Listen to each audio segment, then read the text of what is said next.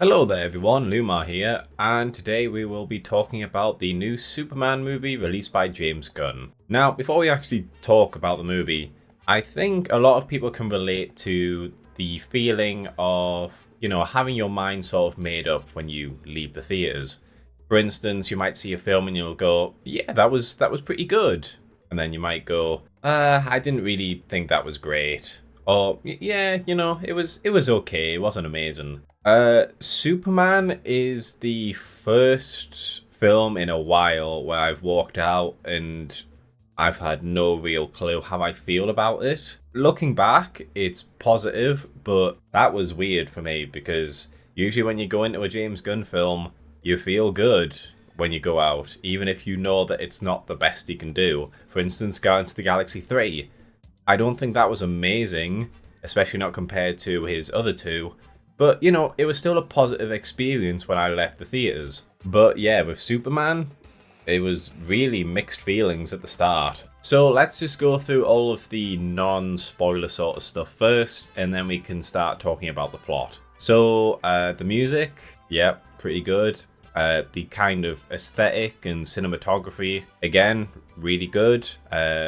I like how they've changed the kind of tone and art style since like the original teaser trailers. It looks a lot less artificial now. The kind of set design and costume design all looks really good. That's one thing I can really... I said it wasn't his best, but one thing about Guardians of the Galaxy 3 is there was so much prosthetic work, so many sets and things that were made, and here you get the exact same feeling. Yeah, they were really good. The fight and chase scenes, they're quite creative, definitely, I'll say that. They definitely make more uses of Superman's powers in this. I will say some of the CGI isn't amazing. It's definitely got a kind of 7th generation console cutscene look to it. But in a kind of fun way, it's difficult for me to describe it as bad. It's just maybe it's not as detailed and fluid looking as more modern CGI fights. But I still enjoyed it. It was decent to me at least. It definitely moves at a solid pace. There are a few scenes where everything just goes back down and they take more dramatic moments. But for the most part, yeah, it does kind of keep a steady pace that keeps you entertained. And yeah, it didn't really feel like it was dragging or anything. You go in there, you stay there for about 2 hours, which is what you expect, and then you leave. And that's how you feel throughout the whole thing. And yeah, the actors, they did a really good job. David Cornsweet definitely has a pretty standout role as Superman, I'd say that. He's definitely embodying what Superman is supposed to be, I believe. Nicholas Hoult is the first person to feel like Lex Luthor in a Superman film in a very long time. He nails it perfectly about what Lex Luthor is about and why he despises Superman. And all the other actors, they do a really good job as well. So no problems on that front. So opening onto the scene, I will say there's a lot of exposition that's kind of dumped on you right at the start. And on the one hand, I appreciate that they're not just doing Superman's origin story again, because I think everyone knows what Superman's origin story is.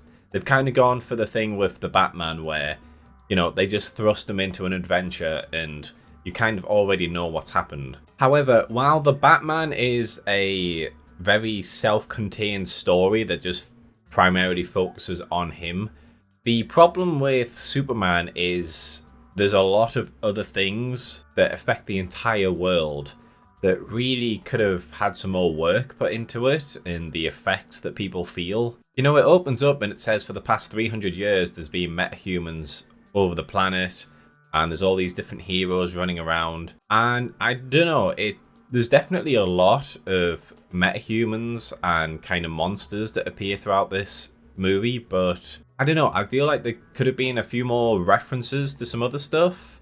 You don't have to include all these characters, but little kind of hints and Easter eggs, I think they should have been more prevalent. I understand the point of an Easter egg is, it's this little hidden thing that you put in But this movie kind of needs it because you need to establish all of these different heroes that have existed and currently do exist. So yeah, that could have been a little bit better. It's also quite a jarring opening because it basically opens halfway through a fight and there's all of this background stuff that's happened leading up to that fight. So yeah, it's just like a wall of text explaining everything to you. And then he crash lands, and then he gets healed, and then he goes and continues the fight that already started before the movie happened. Yeah, it's a very weird way to open a film, I think. So he crash lands, and Crypto saves him, and he gets healed, and he continues the fight. But despite being helped up by a falafel guy that he knows, which is going to be an important plot point, that's why I'm mentioning it, he's unable to defeat the Hammer of Bavaria. I believe that's what the hero's called. It turns out that the Hammer is actually a goon working for Lex called Ultraman. So Superman loses that fight, and then it kind of cuts to later on, tensions are rising between Bavaria and the neighboring country. I forget what it's called. And essentially the backstory to this whole film is that Bavaria was trying to invade this other country. Superman stopped them. He threatened the president. And then, yeah, so now there's all this international conflict going on because Bavaria is a ally of the US, and obviously this is seen as Superman operating for the US. So there's all of this political discussion and trying to kind of take Superman down and hold him accountable for breaking laws and stuff. That I like. I do like the geopolitical sort of theme surrounding Superman and what would happen with him.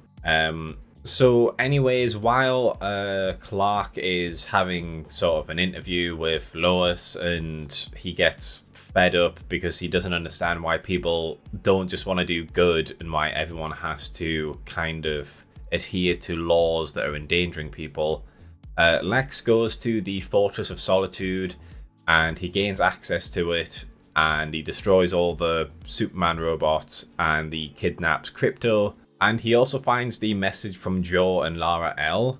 And it turns out that the second half of the message was corrupted. So while Clark heard all of the sort of positive aspects of the message in the first half about going to this world and being their guide and protecting them, it turns out there's a second part, and it talks about how Superman needs to eventually take over and rule these people and kind of breed with them and create sons to keep the lineage of Krypton going. Which, you know, it's a change from the source material, but I'm not really that fussed about it. Especially as it plays into the nature versus nurture nature of Superman in this film, which we'll move on to in a little bit. But yeah, overall, I get why people might be annoyed by it because it makes his Kryptonian heritage more villainous, but it's not really that big of a focus in terms of who Clark is as a person anyways.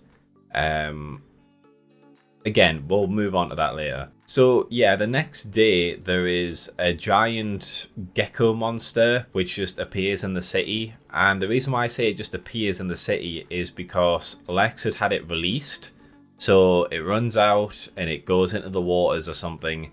And at this point, it's really, really small. It's about the size of a child. And then it cuts to the next day, and there's just this 30-story tall kaiju monster. And I don't know how it's here, because surely throughout the day, someone would have noticed this lizard getting bigger and bigger and bigger, and it would have walked through the city, and there'd be all this destruction. But no, we see it run into the water, and then it smash cuts, and it's just standing in the middle of a park. There's no like evidence showing how it got there. There's still traffic on all the streets and stuff, so people are still just going about their day-to-day lives. So it literally has just appeared from nowhere in this park for a fight scene, which is very contrived. So Superman's doing all of his Superman stuff, saving people, stopping it from demolishing the place, and, you know, just trying to take it down without killing it. And then the Justice Gang show up, so Guy Gardner, Mr. Terrific, and Hawkgirl. So they all fight it, and despite Superman's, you know, protests, they end up killing it. And after doing this, they're going around, they're making sure everyone's safe, and then the message that Lex has stolen and decrypted, that comes along, and everyone starts to fear against Superman. And he realizes if he has the message, he must have got it from the Fortress of Solitude. He goes there, everything's destroyed, he realizes that Krypto's gone. So yeah, he flies to Lex's office, he tries to kind of intimidate him and demand to know where the dog is, but obviously Lex isn't going to tell him, and he's being live streamed, so he has to just sort of leave. And he spends time trying to search for Krypto, but he decides that the best way to do it is to kind of hand himself over to federal custody, because if he does that, then they're going to take him to the prison that Lex is using, because the federal government and Lex now have a contract. So he'll get taken to the prison, and hopefully Krypto will also be there. One thing I should mention is that a lot of people know that Superman is Clark Kent. Now, obviously you have Lois, which is just kind of par for the course in these films. I'm not really that fussed that they didn't focus on that part.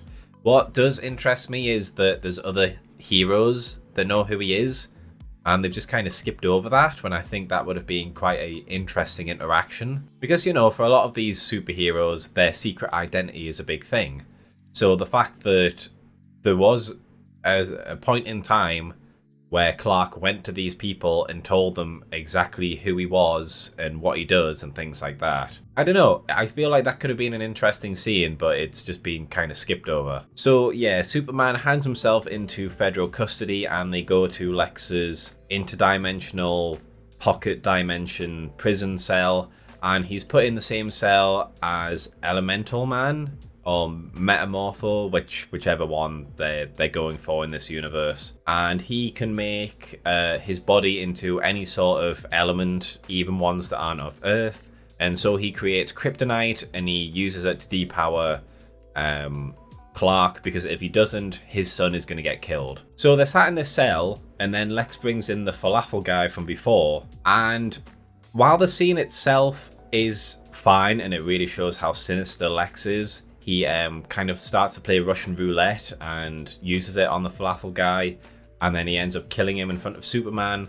And then he goes away and he says he's going to bring someone else that Superman might care for and do the exact same thing until he gives him everything he wants to know. That scene itself is fine. I think it's a bit of a cop-out though, because during this whole thing, the falafel guy, he's just like, I don't have any family, I don't have any friends, I have nothing. The only thing I have is the fact that you saved me, Superman, so I don't mind dying for you. I don't know, I feel like it would have been a lot more impactful if it was someone who actually really wanted to live and they had family and stuff and they didn't want to die. I feel like that would have made the scene a lot more heartbreaking.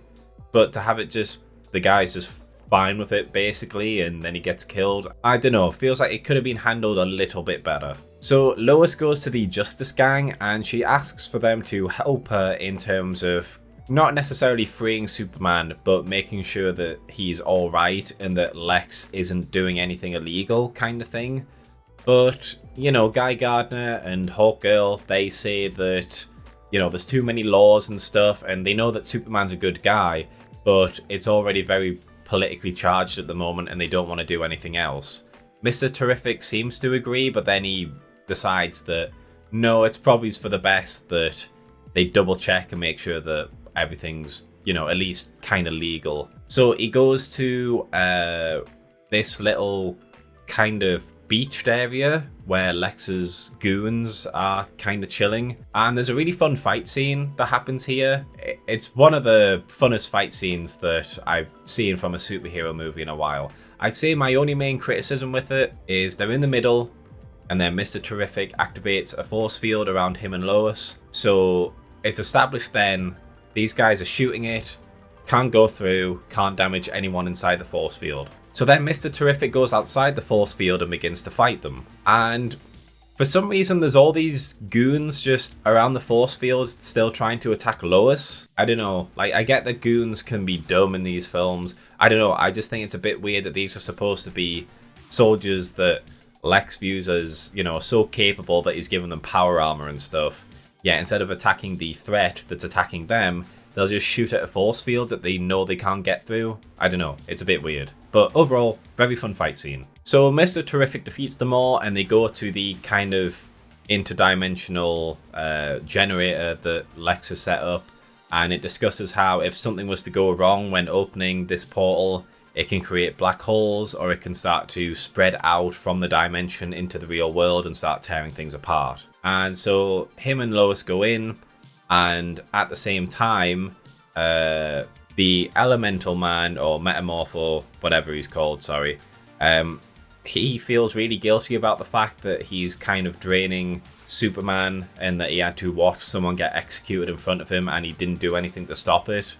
So he's like, if I could heal you, would you promise me to get my son, who's being held in the prison cell on the opposite side? So he starts getting all these elements together, like oxygen, hydrogen, helium, stuff like that, mixing them together and creates kind of like a mini sun. Heals Superman, Superman gets his son, and they start to escape. They take Crypto, who is being held prison there, get him free. And there's a bit of a weird thing where Metamorpho says he can't hold the baby when he's flying, or something like that. He can't hold it in this form. But we see him physically interact with a lot of stuff, and later on, he's flying, but he can physically grab onto Superman and try and pull him out of this river that he's stuck in. So I don't know why he couldn't hold the baby. It feels kind of forced drama to have Superman kind of hold back because he's got to use one of his arms to protect a child. I don't know. I think that part really needed explaining a bit better, because you can't say, I physically can't hold this child, and then have him physically interacting with the world. I don't know. I needed more for that. But yeah, it's a very kind of thrilling chase scene. The only problem I have with it itself is when Mr. Terrific goes in, he's like commenting on the river and all these other aspects of this dimension, and he talks about how if these things are touched, it's going to start shredding you down on like a molecular level. So you can't really be exposed, and that's why him and Lois can't really do anything, because if they try, they might end up being torn apart. And then Superman's just stuck in this river for 2-3 minutes, and he's absolutely fine. There doesn't seem to... nothing's happened to him. Again, a lot of ideas in this film, just they needed explaining a bit more. But then again, this movie already has quite a exposition dump problem. A lot of this stuff throughout this movie is just kind of told to the audience. So, I don't know, maybe James Gunn was trying to sort of lean off that a bit, but these are things that should have been explained a bit more. So they go down this river and it's dragging them into a black hole, but Superman ends up managing to use his powers to get all three of the others, Metamorpho, Joey, who is his son, and Crypto, gets them out, gets them through the portal.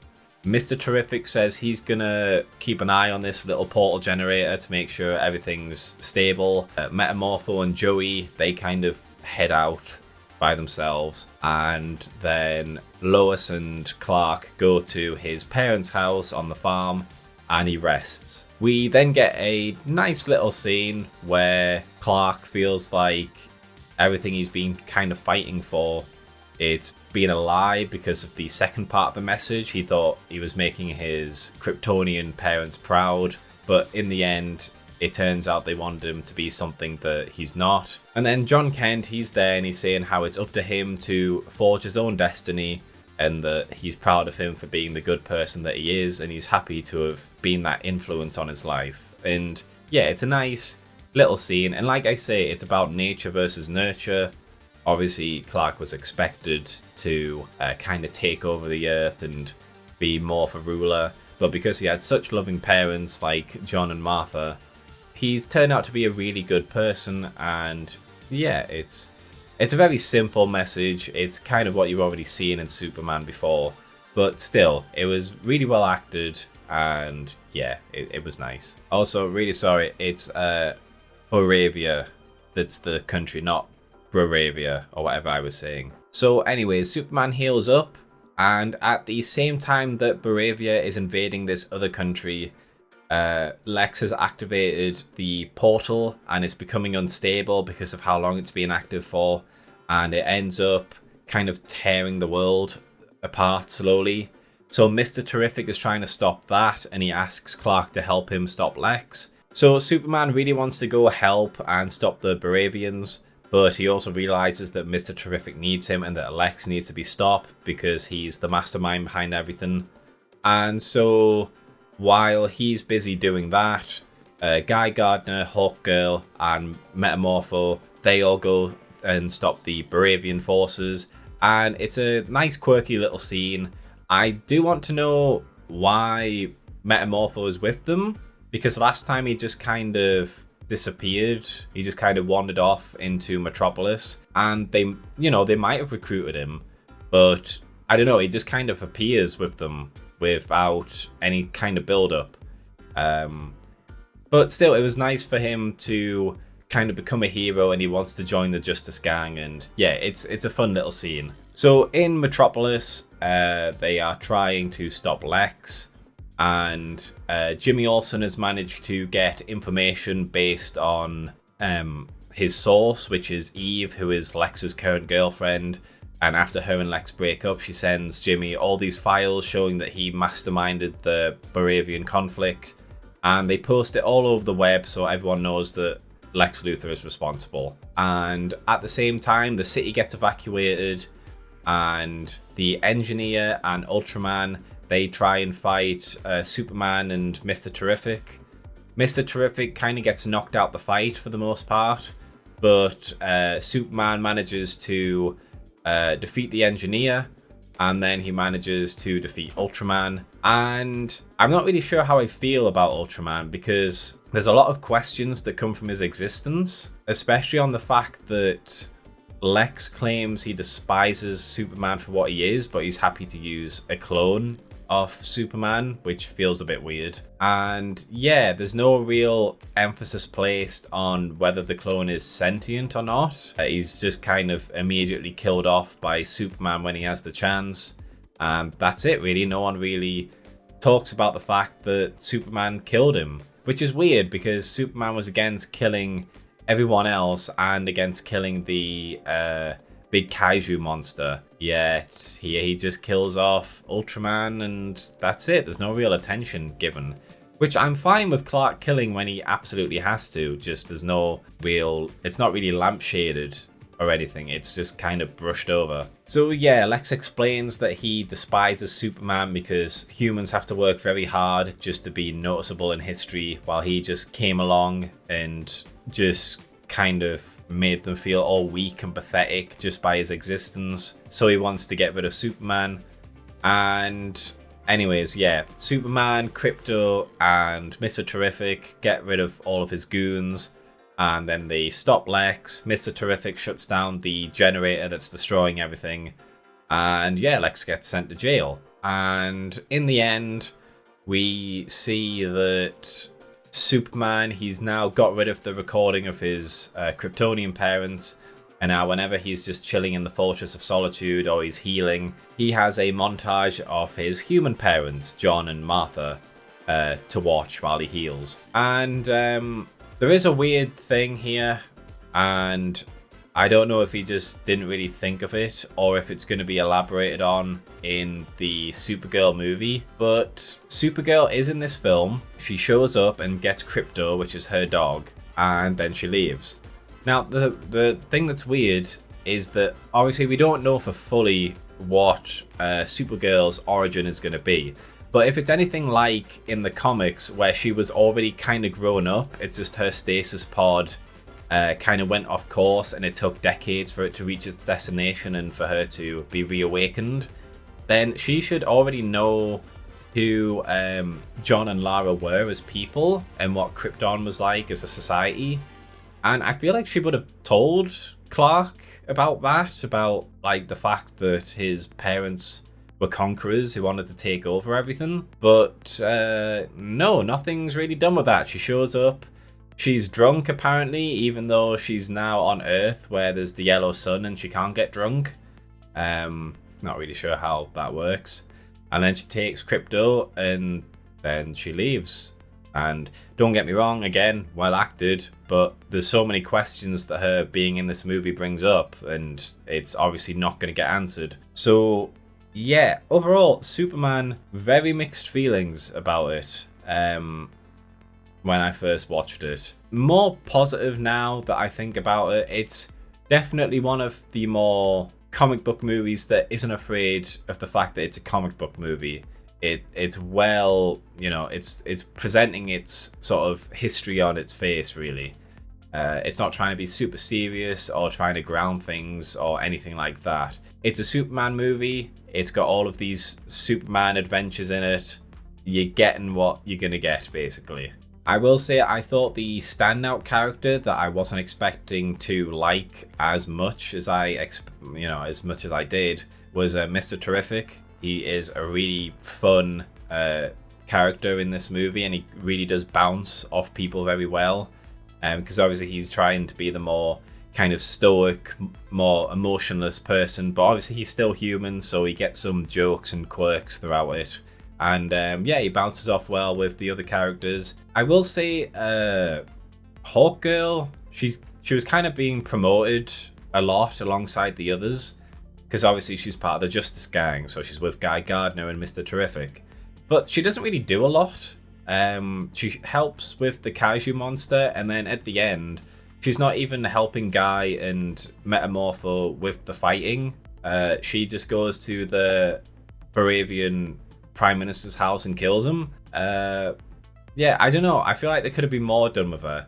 Another thing that annoys me about her is she's constantly screeching, and I get it, she's Hawk Girl, but I don't know. I don't think you needed to have her screeching every single time that she's in a fight. It's just kind of off-putting. I don't know. It's definitely a film I would recommend watching, but in terms of the solid first start to the DCU, I don't think it's solid. It's a firm start, maybe, but it's not a solid start. Still, it's enjoyable. I am interested in seeing how this universe expands, and hopefully this is just a small stepping stone into creating something that's even greater down the line. But yeah, that covers my review on Superman. Yeah, I hope you all have a great day, and hopefully I will see you in the next video.